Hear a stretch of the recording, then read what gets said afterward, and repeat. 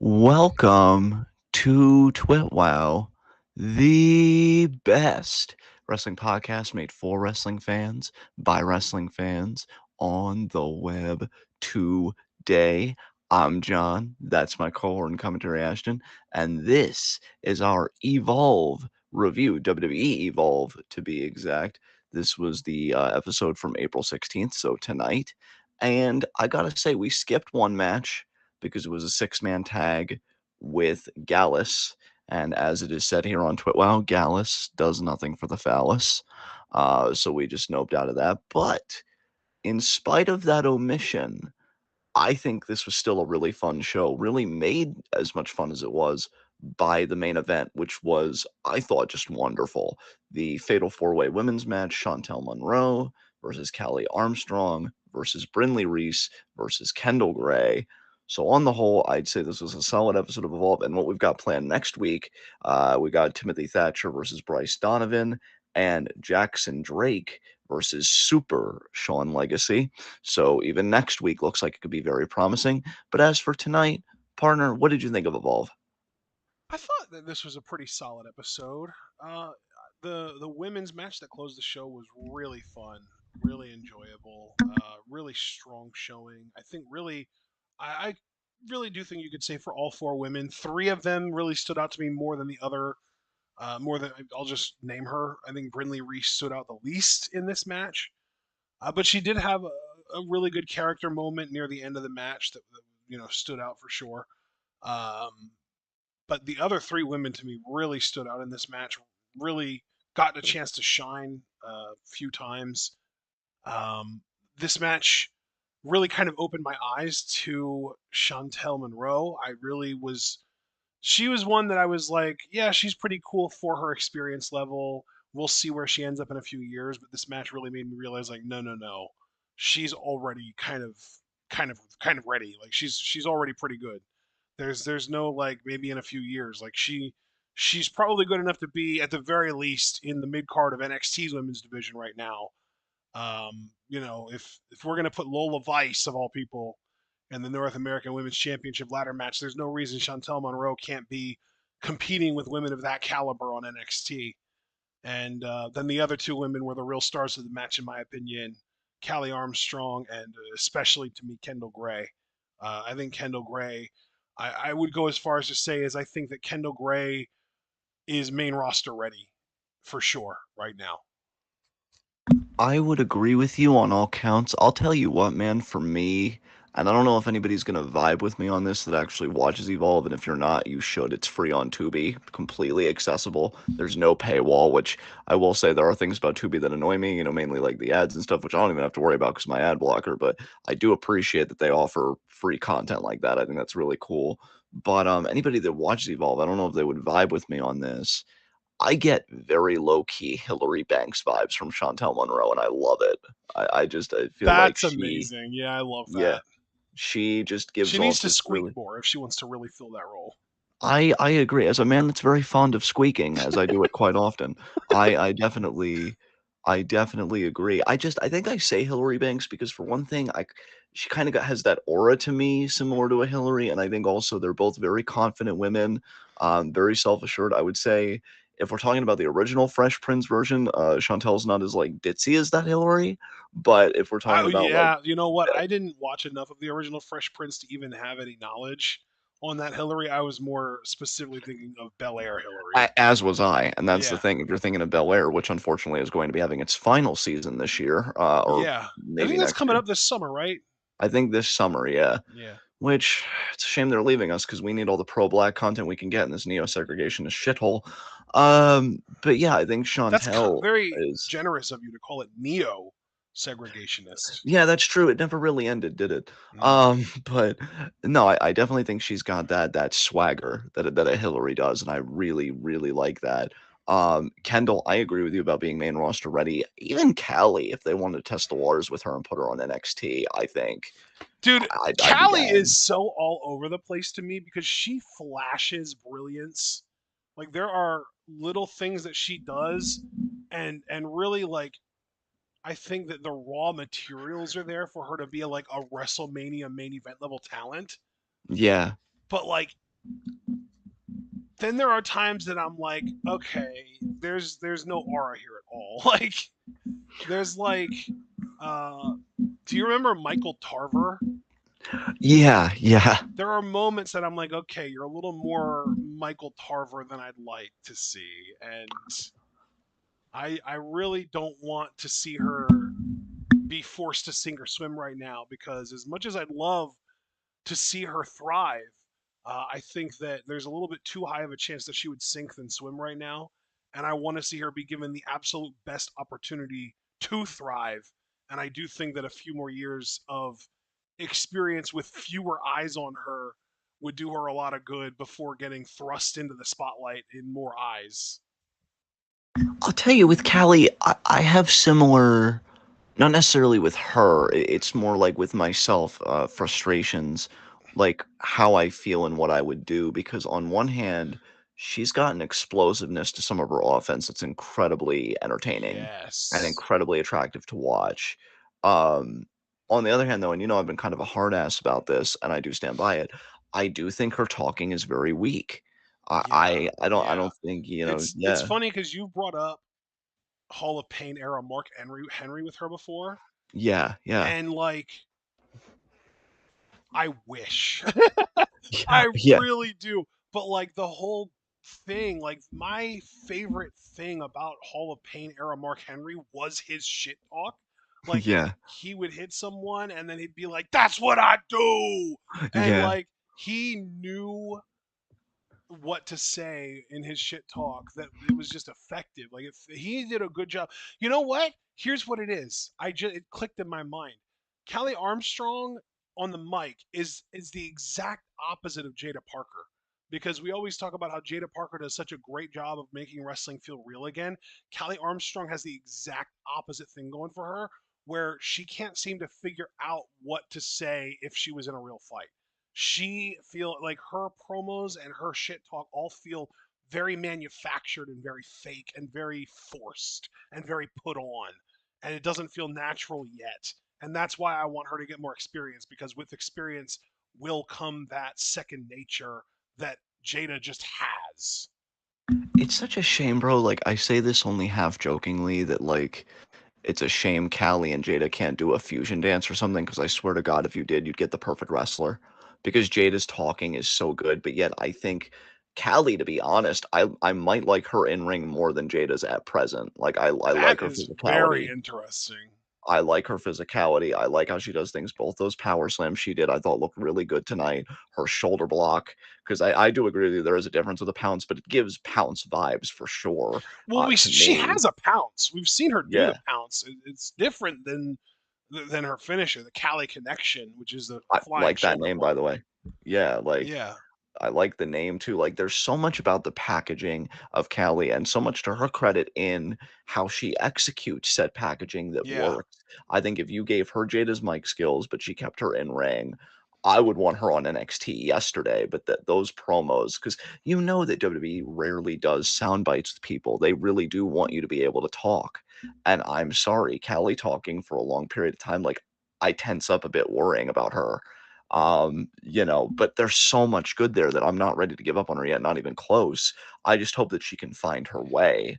When it comes to Kendall, what's funny about Kendall is I do see a more confident promo, but I wonder if, like, she's still at like a Roxanne level right now in a way, or how she would do if she got an extended promo. I thought I, that Kendall's promos tonight were good. I thought she was strong. I mean, there was one point right before we cut away to like some kind of like quasi commercial type thing where they were advertising something WWE related, where Kendall yeah, said, "I'm the face of the company," and I was like, okay, yeah. maybe a little ambitious right now, but like, yeah, I thought that Kendall's actual promo, like her interview segment with Chewy, was strong.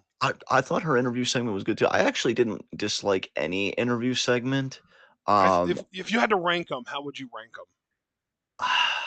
Either Chantel or Kendall at one. Same. I thought that those two were the strongest as well. We're on the same page there. So let's just say I'll even say Chantel 1A, maybe Kendall 1B. Yeah.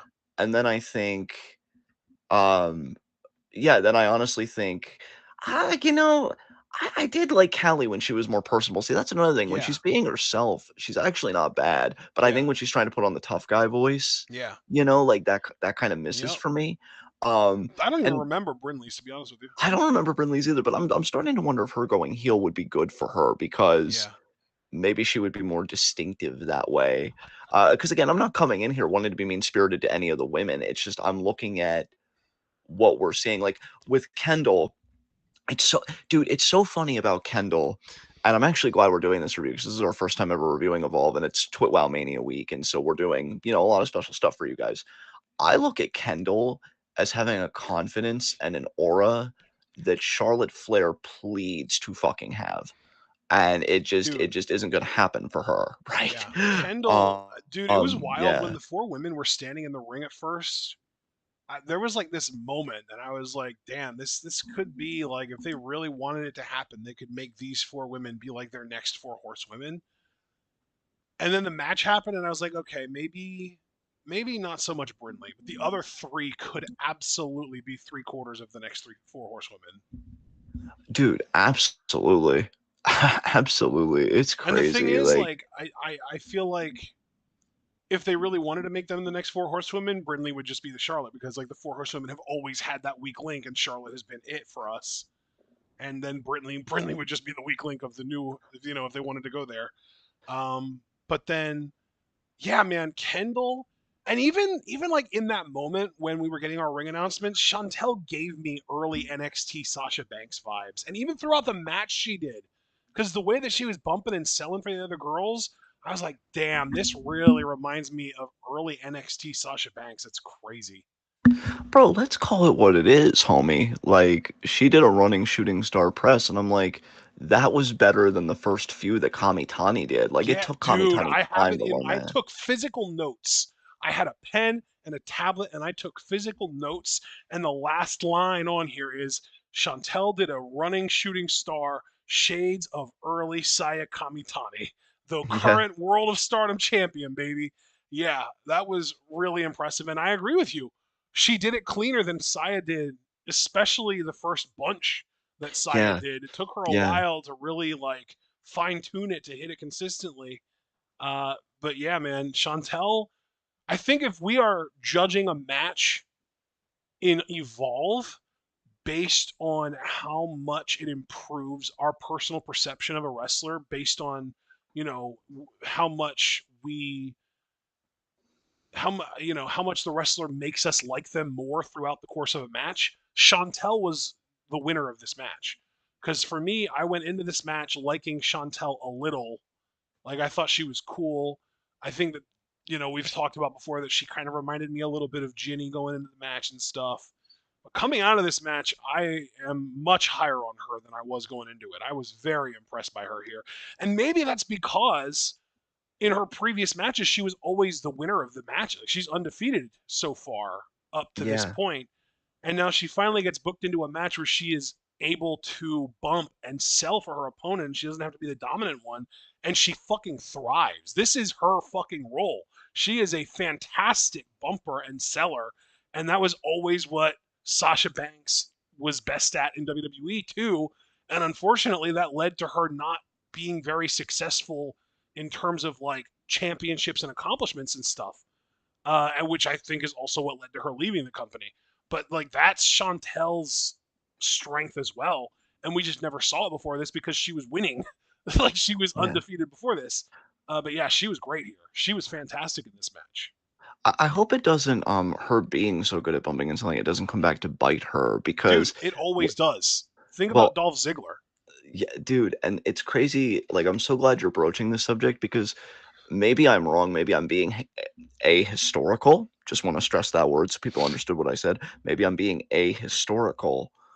But I feel like in the territory days, it was the opposite because Flair was also known for his bumping and selling. But, like, they always put the world title on him. Now, I don't know what his longest reign was, but I feel like if you're bumping and selling, especially if you're a heel, that should, like, pad out your reign because you're always going to make every babyface look good. So, how many babyfaces can you make in one heel reign? And I think Chantel, being that good, I think, you put a women's championship on her and then you get all these babyface women as challengers. I mean, you're elevating a lot of babyfaces that way. But what I wanted to say before branching off in the point that you made, because I was so glad you brought that up.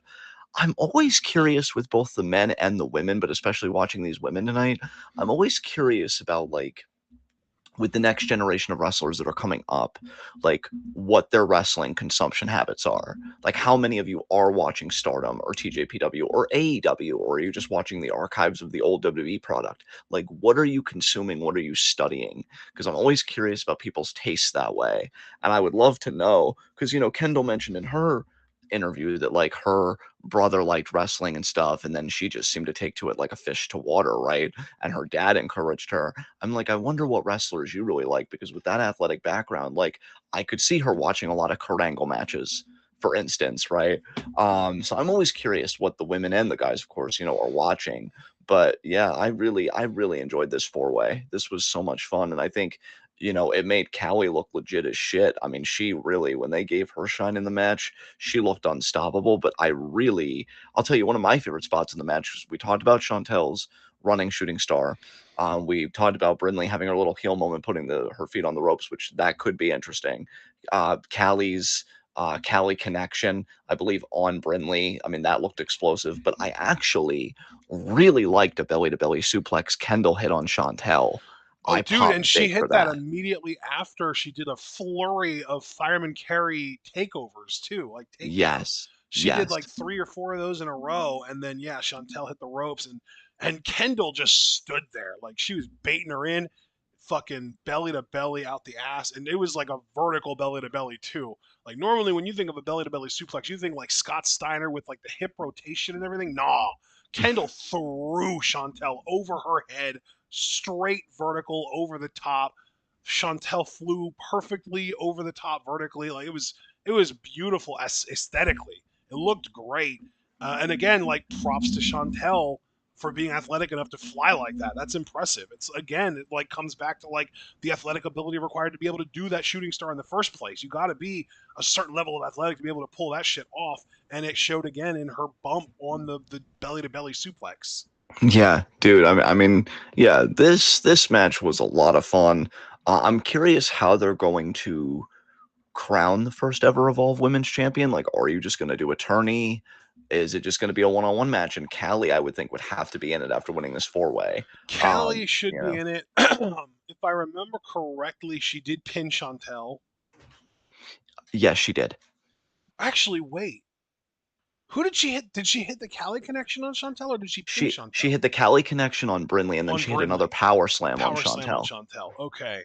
So she pinned Chantel. So Brindley and Kendall are both going to be miffed. They're both going to want to still be in the conversation if a championship would arise. And I also think Wendy Chu needs to be a part of that conversation as well. Oh, definitely, definitely. Um, Yeah, that Evolve Women's division with that championship, it could be the most fun women's division WWE has if they play their cards right. Um, Well, second, it's never going to be better than NXT's women's division. True, NXT does have a really strong one. And really Raw's doing good things too with Rhea, Io and stuff. I know Bianca, like I think she'll probably whatever however the draft ends up, I think she'll go back to maybe focusing on Jade and Naomi. But then again, you did tell me that Rhea and Bianca want to continue their program, so who knows? I do Yeah. think there's a lot of great women's wrestling in WWE. I'm just saying like Evolve could really have something unique if they play their cards right. So it's funny, we're kind of working backwards. But I guess the other big thing for us after that was Trill London and Harlem Lewis, because I know you and I both came away popping a bit for Trill London. Um, Yeah, Trill in this London match. literally like he first of all, I love his entrance attire, the energy he brings to his entrance is great. I want to see more from Trill London. It feels right now like they are really just exclusively using him as like a cool looking jobber because his first match was a squash loss to Keanu Carver, and now his second match is a squash ish loss to Harlem Lewis. And, Harlem's cool. I think Harlem's fine. I don't have a problem with Harlem. He's effective for what he does. I just want to see more from Trill. I like Trill a lot. He's got a great look, great energy, and he did a really cool, unique slingshot shotgun drop kick in this match that really caught both of our attention. We both popped for it when he did it. Oh, absolutely. I mean, you know, I told you before we went live on the air, I said anytime you can show me something I've never seen before in the year of our goddess Utami 2025, when everybody's doing like triple rotation 630 420 cube splashes or whatever the fuck. That's a huge testament to your athleticism and your innovativeness. And yeah, Trill London, I think that's really cool. And you know what, for him, because he seems like a young guy, and commentary has really emphasized how much he likes Jeff Hardy. My personal animus about Jeff Hardy aside, it would be cool while Jeff's still working if him and Trill did something together, even if it was like a tag or something, just to give him that experience and that rub, because I do think there's a lot of upside to the dude. But Harlem Lewis too. I will say between the two monsters that they're kind of building up on the men's side of Evolve, I do think I'm a more of a Keanu Carver fan. Yeah. But Harlem Lewis, Dude, I it's don't so know. funny. You know what? Actually, I want to cut myself off there because I was about to talk about the last draft that we did, and I don't want to spoil who drafted Keanu Carver. He was drafted, but I don't want to spoil who took him Oh, because okay. you haven't graded those yet. But yeah, Yeah. we're gonna just continue what you were saying and ignore I said anything. But yeah, no, Harlem Lewis, with the bandana, I feel like he's trying to go for like his own little low key biker taker vibe. Yeah. Dude, And yeah, when his bandana flew off in this match, he looked so insecure about his hairline. You could see him like grabbing, looking for it. Like it's like a fucking security blanket or something. The way that he was grabbing for that bandana and then covering up his hairline with his hand after he lost it. Oh my, dude, your hairline's not even that bad. What is wrong with you? Jesus. yeah, take it from somebody that actually does have a bad hairline. And you know, I know it's kind of hypocritical for me to say because I haven't done it yet. I would just shave it and embrace it. You know, I would just I shave don't the think he head, even needs to embrace shave it. it. I think his hair looks fine. He doesn't need to Yeah. shave it or even cover it up. He looks good. But if he feels insecure about it, he either needs to like overcome the irrationality of that insecurity or see the other side of that insecurity by just embracing something where that can no longer have power over him. And so, yeah, I don't know what he'll want to do, but I think he checks a lot of boxes. You know, he's got the size, he's got the presence. Again, I worry about a lot of these people as far as promos go, but, you know, I guess we'll have to see where that goes. And then, what was the first? Oh, yeah, Oro Mensa and Javier Bernal, I think was like the last match we watched on this show, right? And that was Well, kind of no, the whatever. last match that we watched on the show was the women's four way, but Javier Well, and Oro did happen, I think, between the Harlem match and then the Gallus match happened after that, and then this match happened. yeah. I guess what I meant to say was the last match for us to talk about because we skipped the Gallus match. Yeah. Um, but I I don't liked have. Oro in this, though. Oro is definitely winning me over. I'm becoming more and more of a fan of his. I really liked his finisher here. Yeah, Oro's fantastic, man. I told you before we went live, like it kind of miffs me that a guy like Oro has to be on Evolve, but Ethan Page is still getting NXT time and he's going to stand and deliver. Like, I just think I just think Mensa is so much more complete than Ethan, even as a talker. I thought that one promo that Mensa had with Metaphor talking about his background and everything and being vulnerable was so cool. I think there's a real fiery babyface in him that I would enjoy seeing more. But hey, you know, he's on Evolve. I get to see him there, and that's pretty cool. I love how the falling wheel kick finish he has, I love how he's tightened that up to do like a kind of ripcord variation. I think that looks really good. And Javier Bernal, I still don't really have any opinions on him. He's still just kind of there for me. So, Yeah. Yeah, he's all right. I mean, I pretty much just concur what you said. He's just kind of there. He doesn't really stand out to me. Oro's cool though. I like Oro. Oro's cool. Yeah, Javier, I don't know if Oro's they're going to. Oro's in great shape too, man. He's got a great build. He really stood out to me, like physique wise, in this Yeah. match. Plus, he's athletic as hell. Yeah, definitely. And that was pretty much Evolve for us. I mean, again, I'm looking forward to next week. I do Uh, have some notes that I wanted to talk about before oh, we please just do. completely close the show. Yeah, So, please do.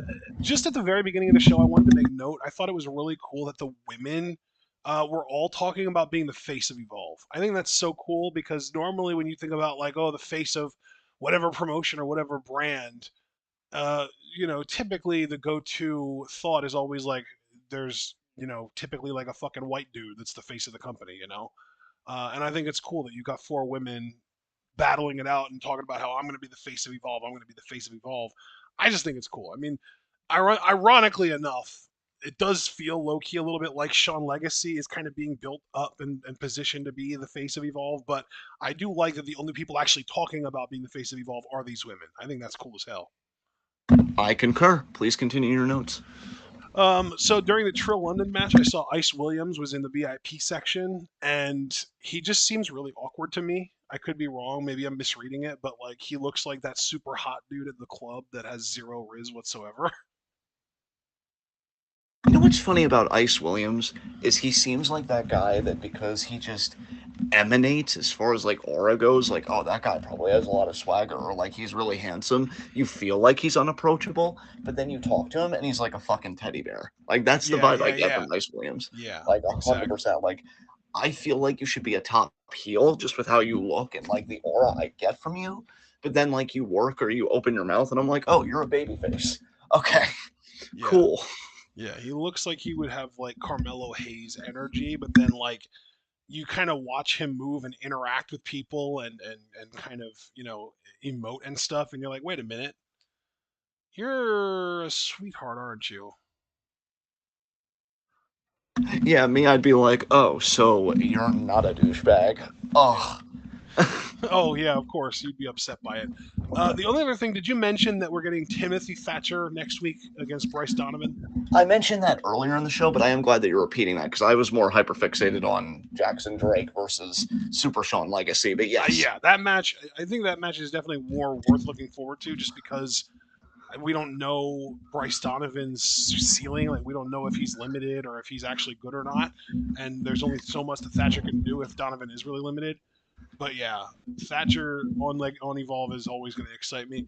And they also really emphasized Carly Bright. Like she's going to be in action next week, and she was at ringside in the VIP section for the main event, rooting for Kendall Gray. And then when Callie won the match, they kind of cut to Carly being like, "What happened, Kendall?" It's just she's such a heel, and I don't think she's trying to be, but she really is.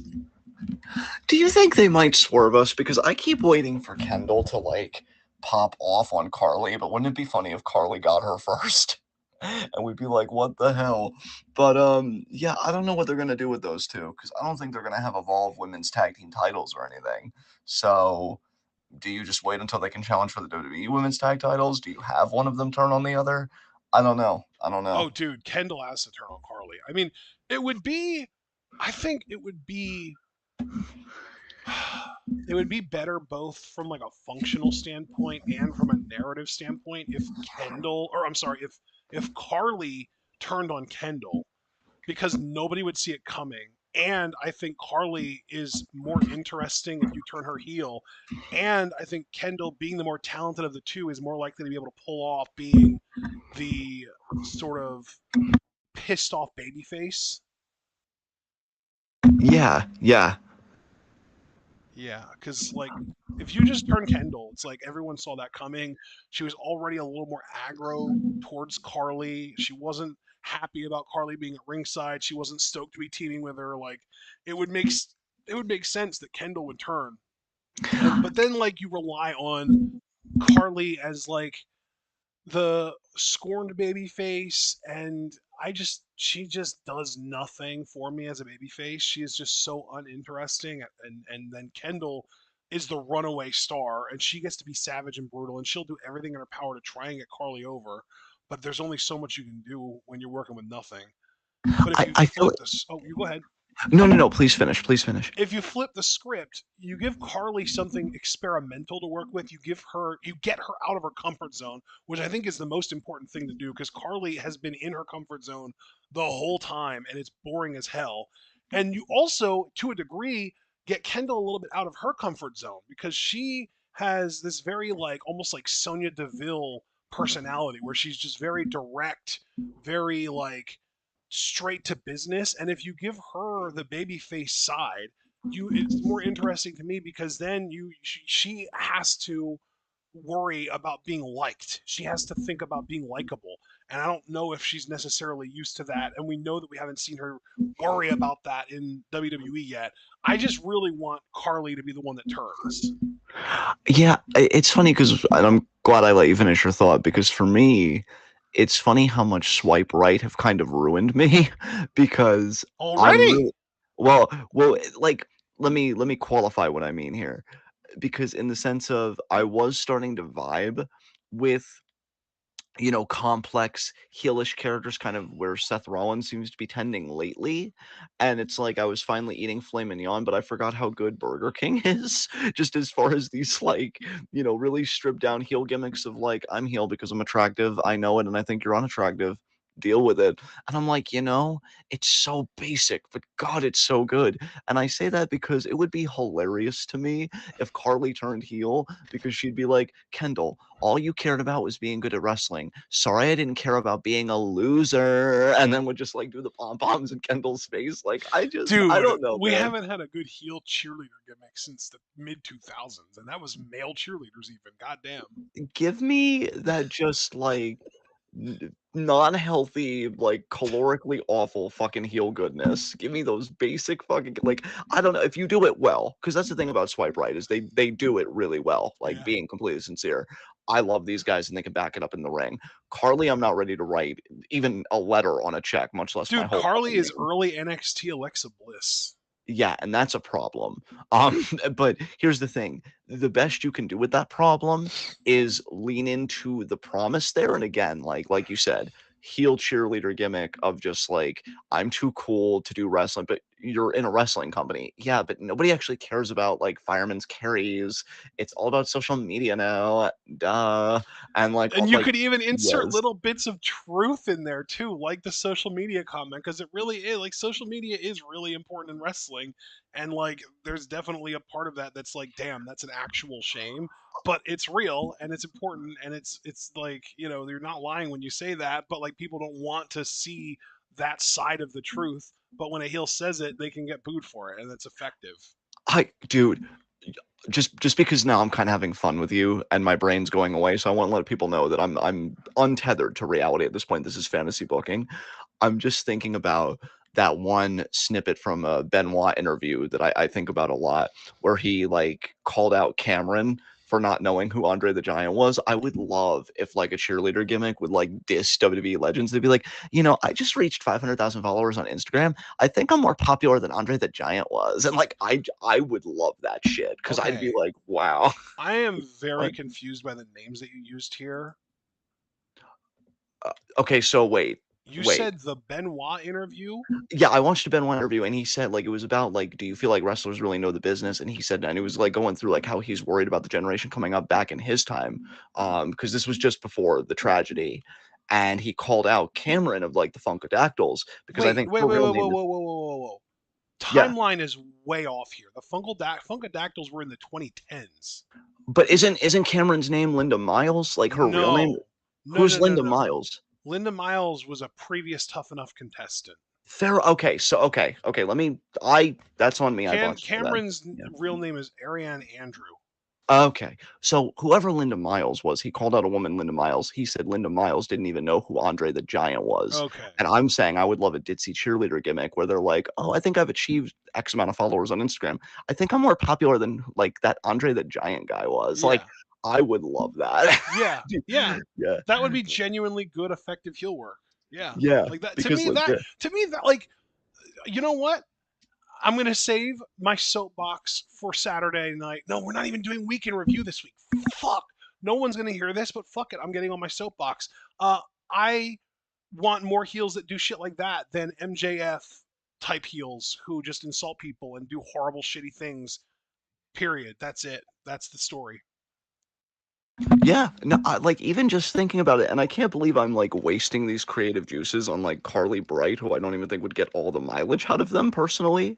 But like, yeah, I kind of love the idea. I kind of love an idea of like a cheerleader who like got into pro wrestling but hates the wrestling part. But Yeah. like, it's okay that she hates it because she's still more successful than the actual wrestlers. And Yeah. even if you wanted to make the actual wrestler the babyface and they overcome, because it's like I guess a hammerlock It's can like, overcome pom poms. It's like whatever, but like yeah, yeah, it's like the meta. part of like the Mandy Rose NXT gimmick with, turned up to 11 out of 10.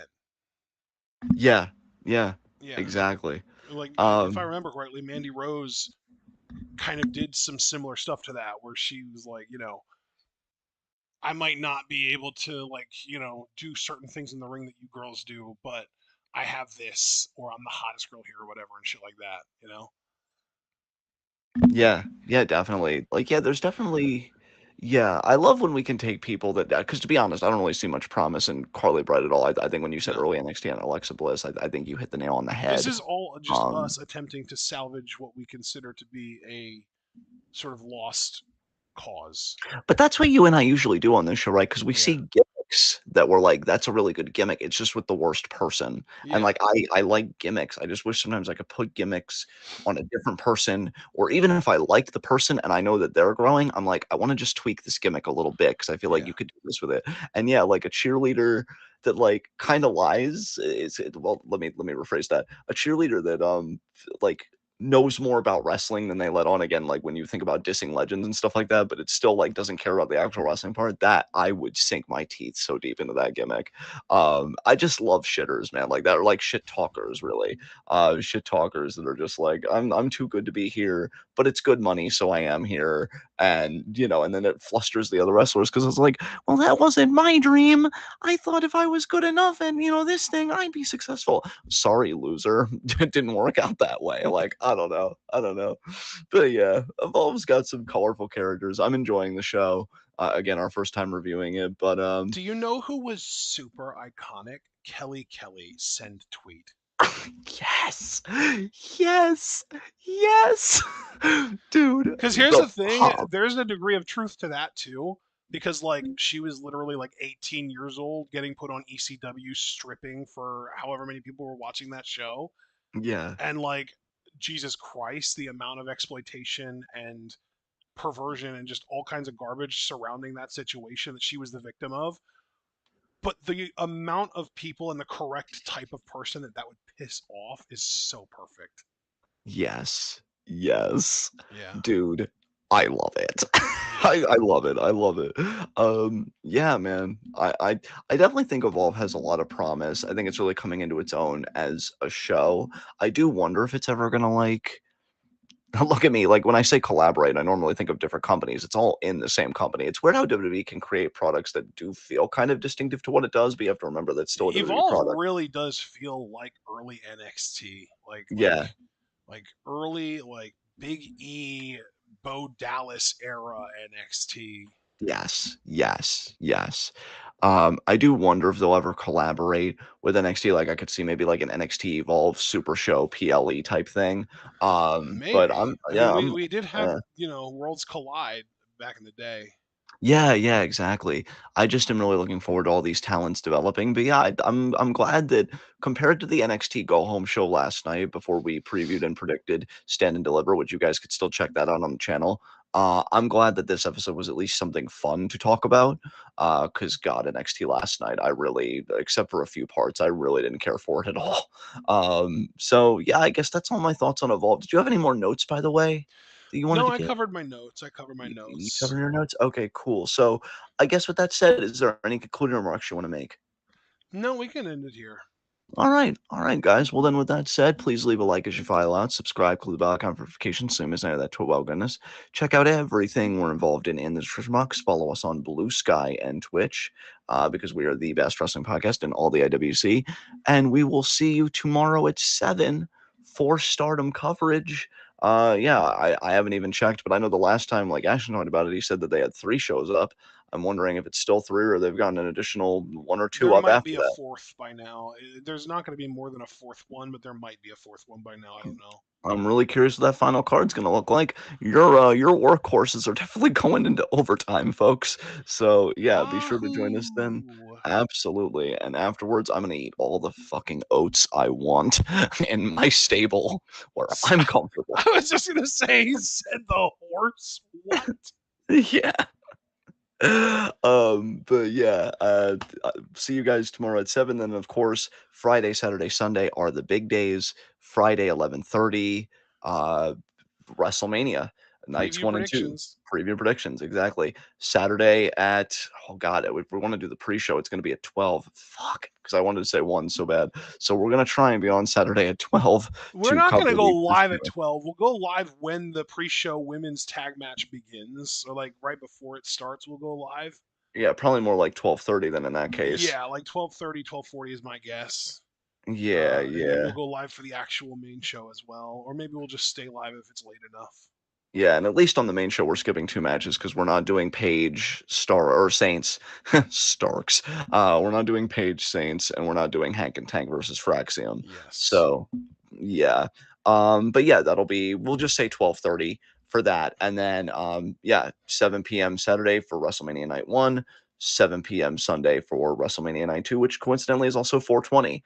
So, blaze it and listen to us. I guess I don't know. I couldn't really think of a rhyme, but yeah, you get the idea, guys. It's going to be a really fun rest of the week. We hope to see you there. Until then, be good to yourselves and each other. Tune in and peace out.